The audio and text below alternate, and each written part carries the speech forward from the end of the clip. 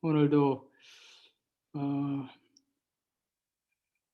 주님의 말씀을 통해서 하나님 아버지와 우리 주 예수님의 이스라엘 향한 마음을 저희들이 어, 갖기를 원합니다.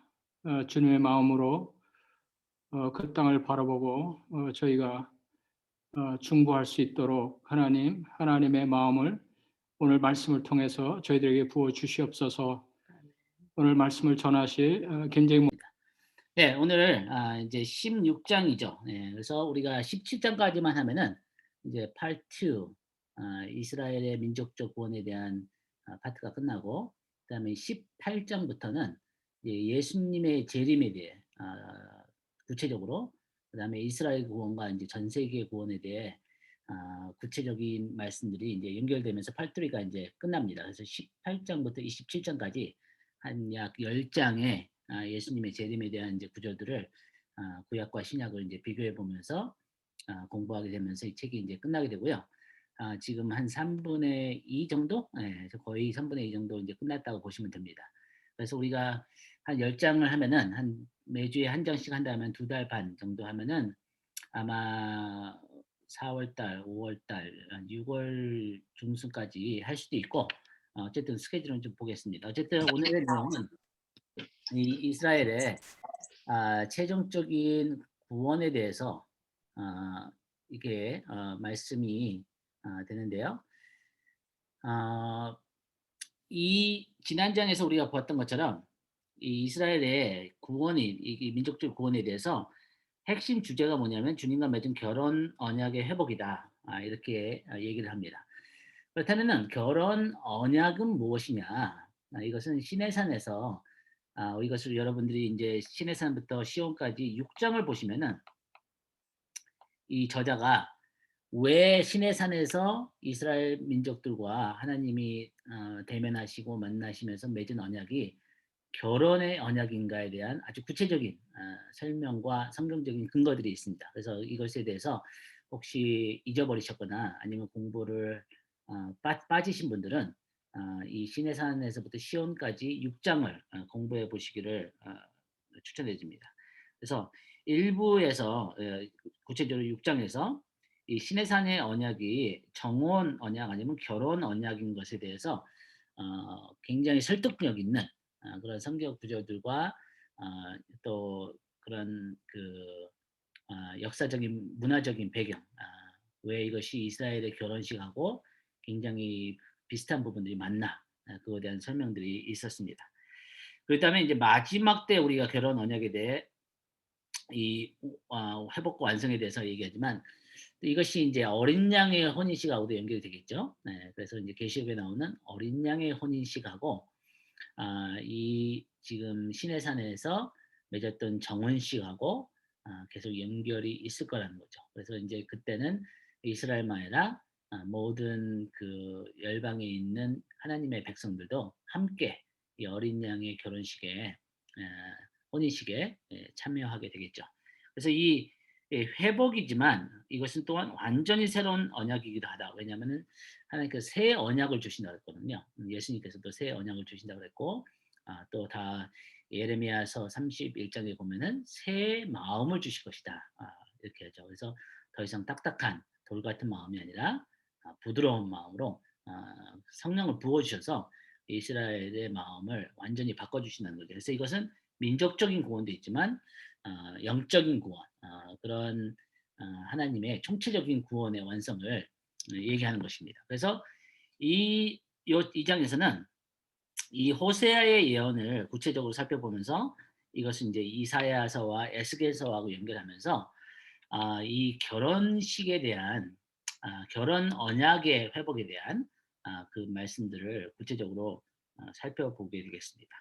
그래서 이제 호세아의 예언을 보면은 참 우리가 하나님의 선지자로 부르심을 받은 사람들이 하나님의 음성을 듣고 환상을 보고 놀라운 계시에 은혜도 받았지만 또 그에 따른 큰 책임도 있는 것을 보게 되죠. 그래서 어떤 대가를 치르고 하나님 말씀을 듣고 싶어하지 않은 사람들에게 선포했을 때 거기에 대한 핍박과 또 하나님께서 이 강팍한 사람들에게 그들의 시선을 끌기 위해서 어떤 예언적인 행위를 요구하실 때 그것을 순종해서 해야 되는, 그래서 자기의 삶이 하나의 예언적인 메시지가 되는, 어떤 시청각적인 그런 보이는 메시지가 되는 그런 것이 이제 호세아에게도 나오죠. 그래서 호세아를 하나님께서 "음란한 여자, 이 창녀하고 결혼해라. 그리고 음란한 자식을 낳아라. 이 나라가 여호와를 떠나 크게 음란함이라" 하시니, 우리가 상식적으로 이해하기 힘든 거죠. 거룩하신 하나님께서 거룩하신 선지자 호세아에게 "창녀하고 음란한 여자와 결혼하라. 그래서 이 이스라엘의 음란함을 나타내라." 이 말씀이 우리가 이해하기 쉽지는 않지만 하나님이 그만큼 이스라엘에게 회개할 기회를 주시고 이 메시지를 듣기를 원하시는 그런 간절한 마음이 이 말씀에 담겨 있다고 봅니다. 그래서 이 모든 것은 이스라엘의 음행과 하나님의 변함없는 사랑의 본질을 보여주는 예언적인 시청각 교육 아니면 실물 교훈의 역할을 하는 것이죠. 그래서 이 하나님께서 이 호세아가 고멜과 결혼을 해서 하면서 뭐라 그러시냐면은 "너희는 내 백성이 아니라 한 그곳에서 그들에게 이르기를 너희는 살아계신 하나님의 아들들이라 할 것이라." 이게 민족적인 영적인 구원에 대한 것을 얘기합니다. 그래서 이제 "내 백성이 아니라" 하는 그 아들의 이름을 짓죠. 그리고 그러나 이제 그곳에서 이 백성이 하나님 앞에서 범죄를 하고 그 결혼 언약을 파괴한, 배신한 그 장소에서 하나님이 다시 그들을 하나님의 백성과 하나님의 아들이라, 살아계신 하나님의 아들이라 하는 그 회복이 있을 것이라고 지금 말씀하시죠. 그래서 이 호세아에게 주신 이 예언적 행위가 어떤 그 이스라엘의 부끄러움이나 또 그들에게 다가올 하나님의 심판만 얘기하는 것이 아니라 또 궁극적인 하나님의 구원과 회복에 대해서도 하나님은 호세아의 이 삶을 통해서 메시지를 주시죠. 그러면서 말씀하시는데 "이스라엘의 날이 클 것입니다." 이렇게 말씀합니다. 우리가 나중에 좀 찾아보겠지만 호세아에게 세 명의 아들이 있었죠. 고멜과 결혼해서 첫째 아들의 이름을 이스르엘이라고 합니다. 이스라엘이 아니라 이스라엘. 그래서 이것을 영어로 하면은 어, 제즈리엘. 네. 그러니까 이 이스르엘이라는 뜻은 뭐냐면은 흩으시다, 아니면 뿌리시다, 이런 뜻이죠. 그래서 나중에 마지막 때 이스라엘 백성들을 하나님의 심판으로 흩으시는, 뿌리시는, 그것에 대한 하나님의 심판의 상징을 나타내는 그런 이 호세아의 첫 번째 아들의 이름이라는 것입니다. 그다음에 이제 그 두 번째 아들의 이름은 어, 자녀들의 이름에서 이제 첫 아이의 이름을 이스라엘이라고 하고, 이것은 하나님께서 심으시다라는 뜻을 그냥 흩으시다, 뿌리시다 이런 뜻이 돼요. 나중에 이제 나옵니다. 그리고 또 두 번째, 세 번째 아들들의 이름은 로루하마, 사랑받지 못했다, 아니면 사랑의 버림을 받았다. 그리고 로암미, 내 백성이 더 이상 아니다. 이런 예언적인 이름을 하나님께서 주시죠. 근데 여러분들이 이제 이 이스라엘이라는 뜻은 뭐냐면은 땅에 뿌려진 아니면 땅에 흩어진 그런 뜻인데, 이것이 또 하나님 이 어떤 의미가 있냐면은 하나님의 심판이라는 의미가 있습니다. 심판. 왜냐면은 아까 말씀에서도 봤지만 이 이스라엘의 날이 밀접하게 연결이 됐죠. 네, 그래서 그들의 부활과 회복을 통해서 다시 그 올라오는 것은 이스라엘의 날에 밀접하게 연결된다. 그렇게 얘기를 합니다. 그래서 이것이 이제 그 이스라엘의 지역이 제즈리엘, the Valley of 네, 계곡이 있죠. Valley of Jezreel. 이것이 이제 어떤 장소냐면은 이제 여러분들이 왕 열왕기하 10장을 보시면은 예후를 하나님께서 허락하셔서 아합의 그 왕권을 폐하시고 아합과 이제 이사벨의 왕권을 폐하시고 그런데 이제 거기까지는 허락하시는데 이 예후가 자기의 야심과 불안감 때문에 하나님의 뜻이 아닌 더 나아가서 이 아합의 70명의 아들들을 죽입니다. 그러니까 아합이 뭐 어 왕비들이 아내들이 많았겠죠. 한두 명이 아니었겠지만 어떻게 70명의 아들들 낳아요. 왕자들이 70 명이에요.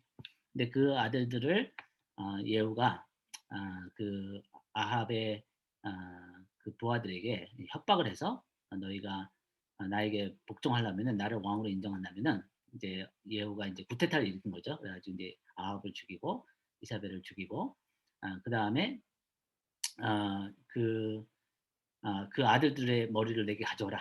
그래 가지고 그 아합의 부하들이 그 70 명의 왕자들을 다 죽입니다. 그래서 그 머리를 이제 예후한테 갖다 주죠.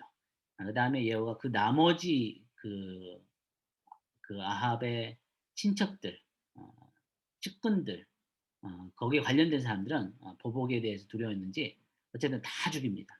그래서 그들을 어디서 죽이냐면은 이 이스르엘이라는 계곡에서 죽여요. 네. The Valley of Jezreel. 그래서 이것이 하나님의 심판이라는 그런 의미가 있고 또한 나중에 이제 북이스라엘이 멸망을 당하죠. 한 720년 BC에. 그때 인제 아수르가 와서 이스라엘과 전쟁을 한 곳이 이 이스르엘의 계곡입니다. 또 흥미로운 거는 뭐냐면은 나중에 인제 적그리스도가 와서 이스라엘을 이게 정복하고 어 이스라엘의 마지막 전쟁을 하는 그 아마겟돈 전쟁의 장소도 이 이스라엘의 계곡이 될 것입니다. 그래서 마지막 이스라엘과 적그리스도와 열방의 군대들과 전쟁을 하는 물론 예수님께서 결국에는 이스라엘을 구원해 주실 것이지만 그전에 인제 이스라엘이 크게 패배를 당하고 인제 포로로 끌려가고 죽임을 당하는 그 마지막 전쟁의 장소도 이 이스라엘의 계곡이 될 것이라는 거죠. 그래서 여기에 여러 가지 복합적인 의미가 포함되어 있습니다. 그래서 이 저자는 뭐라고 그랬냐면은 이 호세아가 새로운 출애굽 때 학자를 인용해서 두웨인 가렛이라는 학자를 이용해서 새로운 출애굽 때 초반에서 귀환에 대해 말하는 것을 의미하며 실제로 많은 학자들이 그것을 받아들이고 있다. 그래서 이 저자는 뭐라고 했냐면은 나는 출애굽과 부활에 관한 표현이 모두 종말론적이라고 주장하는 바다. 그러니까 아까 이스라엘이 땅에서 올라온다 이라는 호세의 말은 이것이 이제 두 번째 있을 이스라엘의 출애굽 그리고 그곳에서 하나님께서 그들을 다시 부활시키시고 회복시키시는 그 에스겔서 37장의 마른 뼈가 살아나는 그 계곡이 이제 이스라엘 계곡이 된다는 거죠. 거기서 하나님께서 이 민족적 구원을 이루신다는 것을 지금 다시 얘기하는 것입니다. 37장에서 마른 뼈의 사건이 있었죠. 그래서 하나님의 생기가 그들에게 들어가서 뼈가 맞춰지고 근육이 심줄이 맞춰져서 이 죽었던 모든 게 말라버리는 그래서 다시 살아날 가능성이 없는 그런 불가능한 상황에서 하나님이 다시 이스라엘을 부활시키시고 완전히 회복하신다는 그 말씀으로 연결을 하고 있습니다. 그래서 이제 이스라엘을 깨어서 거친들로 데려가신다. 이 거친들이라는 것은 이제 광야를 얘기하죠. 네, 광야, wilderness. 네, 그러니까 마지막 때 하나님께서 첫 출애굽 때처럼 두 번째 출애굽 때도 이 광야에서 이스라엘을 만나 주셔서 그들을 다시 약속의 땅으로 이끄시는 거죠. 우리가 두 번째 출애굽이라고 얘기하는 거죠. 그래서 이 광야에서 하나님이 이스라엘을 겸손케 하시고 하나님의 말씀이 어떤 것보다도 생명을 주는 그런 것이라는 것을 이제 증명하시죠. 그래서 이게 깬다. 영어로는 이것을 allure라고 합니다. allure. 네. 영어를 아시는 분들은 아시겠지만 URE, allure. 루리라는 것은 뭐냐면은 이렇게 꼬신다, 깬다, 이렇게 하는 의미도 있고요. 또 다른 의미는 뭐냐면은 본인이 원하진 않지만 이쪽으로 갈 수 있게 몰아가신다는 거죠. 그러니까 결국 마지막 때 이스라엘이 이 광야로 나아갈 수밖에 없는 상황이 되겠죠. 그래서 적그리스도의 핍박과 그런 것 때문에 이제 이들이 흩어지게 되죠. 그래서 어떤 사람들은 산으로 가고 어떤 사람들은 광야로 가고 어떤 사람들은 어떤 다른 그 피난처로 가겠지만 어쨌든 많은 사람들이 이 광야 거친 들에서 하나님을 이제 만나게 되고 그것을 다시 한번 두 번째 출애굽을 경험하게 된다는 것입니다. 그래서 하나님께서 뭐라고 하시냐면은 인제 이 분노의 톤을 바꾸셔서 굉장히 부드러우신 어조로 이렇게 말씀하시죠. 그래서 거기서 비로소 그의 포도원을 그에게 주고 악을 골짜기로 소망의 문을 삼아 주리니 이 악을 골짜기는 것은 엄청난 고통의 장소가 된다는 것입니다. 엄청난 고통의 장소를 나 어떤 그 과정을 통해서 하나님께서 소망의 결국에는 구원을 해 주시는 그거에 대해서 말씀하시는 거죠. 그래서 이 악을 골짜기는 고통의 장소를 말하고 이 엄청난 고통의 시기를 통해서 이스라엘은 엄청난 소망을 발견하게 된다는 것입니다. 그래서 예 또 이 저자가 얘기하는 중요한 포인트 중에 하나가 뭐냐면은 인제 그 예수님께서 이렇게 말씀하셨잖아요. 예. "한 알에 아 알이 밀알이 땅에 떨어져 죽지 않으면 그 한 알 그대로 있고 죽으면 많은 열매를 맺느니라." 이와 비슷하게 이스라엘이 이 그 이 호세아의 첫 아들의 이름 이스르엘처럼 이 땅에 뿌려졌을 때 땅에 흩어지고 나서 많은 고통을 당하지만 그것을 통해서 하나님은 그들을 죽이시려는 것이 아니라 그들에게 생명을 주시고 참된 생명을 주시고 그들의 위대한 부르심 가운데 선택된 백성으로 열방의 구원을 이루는 통로로 그들의 데스티니를 이루시기 위해서 그들을 다시 부활시키는 그런 과정이라는 거죠. 그래서 다른 말로 하면은 마지막 때 이 대환난 특히 이스라엘이 겪을 모든 크리스천들도 겪게 되겠지만 특히 이스라엘이 겪게 될 대환난의 3년 반 그 시간은 이스라엘에게는 굉장히 고통스러운 시간이 되겠지만 결국 하나님의 리더십과 또 하나님의 도우심과 두 증인이 1260일 동안 예언하고 많은 어 기적과 표적을 하면서 굉장히 믿는 자들에게 용기를 주고 하나님의 백성들에게 하나님의 살아계심을 보여서 엘리야 시대 때처럼 그 하나님께 돌아오는 거짓 선지자들을 버리고 하나님께 돌아오는 그런 그 역사가 있게 된다는 거죠. 그래서 결국에는 생명을 주시기 위해서 이스라엘에게 이 비슷한 이 언약적 징계의 깊은 고통을 겪고 아 죽는 것, 장사되는 것 말고는 그런 위대한 회복과 부활을 경험할 수 없다는 것입니다. 그래서 다시는 그 땅에서 뽑혀가지 아니하리라. 이스라엘이 이제 이렇게 마지막 때 회복되고 나서는 그것이 인제 이 아모스 9장 15 절의 말씀입니다. 네. 그래서 계속해서 우리가 나아가면은 이사야서의 이스라엘의 결혼 회복에 대한 얘기가 이것이 호세아만 나오는 얘기가 아니라 이사야서에도 나오고 에스겔서에도 나오고 그렇다는 거죠. 그래서 특히 이사야서에 보면은 이것들을 굉장히 자세하게 우리에게 설명을 해 주죠. 이사야의 예언 전체를 통해서 이스라엘은 시온이나 예루살렘이라는 여인으로 시적으로 표현됩니다. 그래서 예루살렘 여인아 아니면은 나의 신부야. 내 신랑이 신부를 기뻐하는 것처럼 어떤 청년이 처녀를 기뻐하는 것처럼 너가 헵시바라, 뷸라라 불리게 되는 것이 이제 예루살렘 아니면 이스라엘에 대해서 하나님이 이사야서에서 표현한 것입니다. 이사야서 50 장은 주님이 이스라엘에게 말씀하신 것이 시작되고 그들의 징계와 추방의 때에 버림받은 아내 곧 자식이 없고 수치를 당하며 홀로 된 여인에게 대해 비유를 하죠. 54장 1 절에.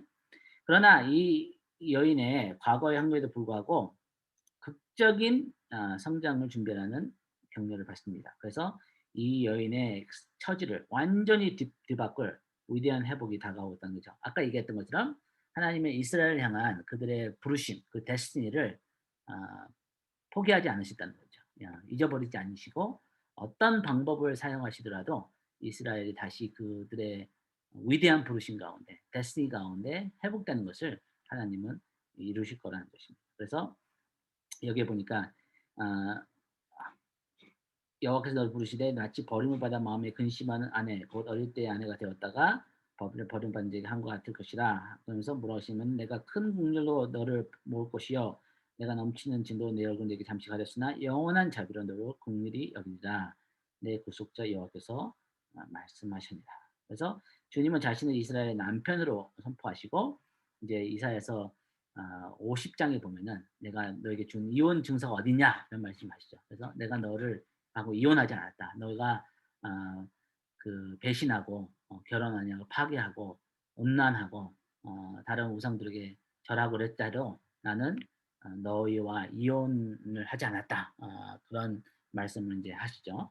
그러면서 이 결혼 언약을 하나 말씀하시면서 하나님은 자신을 자비롭고 은혜롭고 노하기를 더디하고 인자와 진실이 많은 하나님이라고 표현하셨죠. 이것이 이제 결혼 언약을 처음 했을 때 모세에게 하나님이 하나님의 이름을 선포하신 아 그 여호와는 자비롭고 은혜롭고 노하기 더디하고 인자와 진실이 많은 하나님이라 이것을 하나님께서 결국 이스라엘과의 관계에서 이루신다는 거죠. 그래서 이사야서 62장에서는 아까 얘기했던 결혼 회복에 대한 주제로 돌아가서 우리가 잘 아는 것처럼 이스라엘이 다시 회복돼서 시온의 의가 빛같이 이제 완전히 하나님 백성이 됐다는 거죠. 거룩한 백성이 돼서 예루살렘의 구원의 햇불같이 나타나도록 시온 외에 잠잠하지 아니하며 예루살렘 외에 쉬지 아니하라. 이게 중보 기도자들에게 주시는 말씀인데 이것이 뭐냐면은 이스라엘을 향한 그리고 이스라엘을 통한 열방을 향한 하나님의 뜻은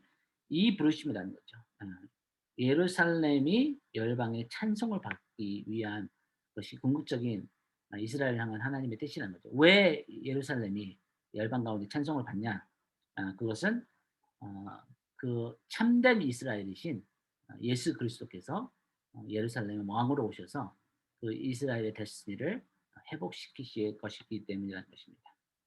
그래서 이 모든 나라들이 그 영광을 보게 될 것이고 그리고 여호와의 손에 아름다운 관, 하나님의 손에 왕관이 될 것이다. 그러니까 아주 존귀한 그리고 버려졌던 황무지에 버려졌던 그런 모습이 아니라 하나님 앞에서 굉장히 아름답고 굉장히 어, 존귀한 그 부르심 가운데 서게 될 것이라는 거죠. 그래서 다시 너를 황무지라 부르지 아니하고 너를 헵시바라 하며 내 땅을 비울라라 하리니 비울라.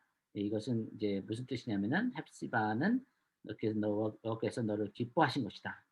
비울라는 너 결혼한 것, 결혼했다. 하나님과 결혼했다. 이런 뜻이죠. 그래서 이제 61장 5절에서 막 청년이 처녀와 결혼한 같이 신랑이 신부를 기뻐한 같이 내 하나님이 너를 기뻐하시리라.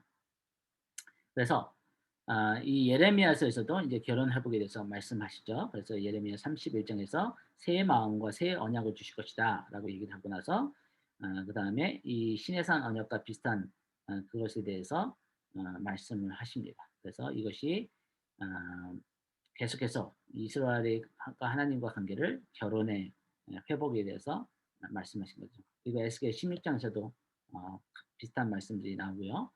그래서 결론적으로 얘기하면 이것입니다. 성경 전체에서 주님은 다양한 비유를 통해서 하나님의 백성들과 관계를 말씀하시죠. 하나님은 왕이시고 이스라엘은 하나님의 백성이고 뭐 여러 가지 이제 비유들이 있는데 그 중에서 가장 자주 나오는 표현 중에 하나가 뭐냐면은 그 하나님께서 이스라엘에게 신랑이 되시고 이스라엘은 하나님의 신부가 된다는 거죠. 근데 이 출애굽에서 나오는 표현은 뭐냐면은 이 새끼들을 보호하고 돌보는 독수리로 자신을 표현하셨다는 거예요. 그래서 이것도 다시 한번 그 시내산에서 시온까지의 그 주제와 연결이 된다는 것입니다. 그래서 이 호세아 선지자는 이런 그 하나님과의 친밀한 관계를 강조하는 비유들을 통해서 또 예레미야, 에스겔, 이사야 이 선지자들도 결혼 언약이라는 렌즈를 통해 이런 시각을 통해 이스라엘과 하나님과의 관계를 표현했고 여호와는 이스라엘의 남편을 불리고 그는 언젠가는 영원히 회복될 것이지만 지금은 하나님과 앞에서 신실하지 못한 아내로 불리게 되는 거죠. 그래서 이 신해산 언약이 결혼 언약을 본떠 만들어진 것이라면 이스라엘 역사적인 죄악과 하나님에 대한 거절은 그들을 보면서 멀어지게 했지만 그러나 이런 멀어진 관계의 시간은 결국 끝날 것이고 그리고 이스라엘의 그 길고도 고통스러운 광야 시간이 지나 전심으로 자신의 남편인 주님을 의지하며 그 광야에서 나오게 된다는 것이죠. 그래서 예수님의 재림하신 그날에 이스라엘 결혼 언약은 영원토록 회복될 것이고 창세기 10부터 시작된 구속의 웅장한 이야기는 이 그 하나님의 사랑과 언약의 관계에서 멀어졌던 그 이스라엘이 다시 그 결혼 언약의 관계로 회복되는 이 한 바퀴 도는 그런 스토리로 마친다는 것입니다. 그래서 어린 양의 결혼 혼인 잔치로 그것이 마친다는 거죠. 네, 거기까지 제가 요약 강의를 마치고요.